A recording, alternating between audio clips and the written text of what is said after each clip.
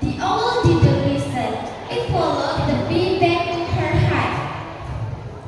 When the bee went inside, the owl tried to grab the hive with his claws, but the hive was full of bees, and they were not happy. Puss, puss, the bees flew out and surrounded the owl. They stung him on his wings and quit. The owl cried out, "Ow, ow, I'm sorry, I will be greedy again."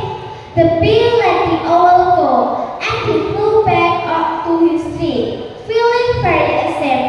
From that day on, the owl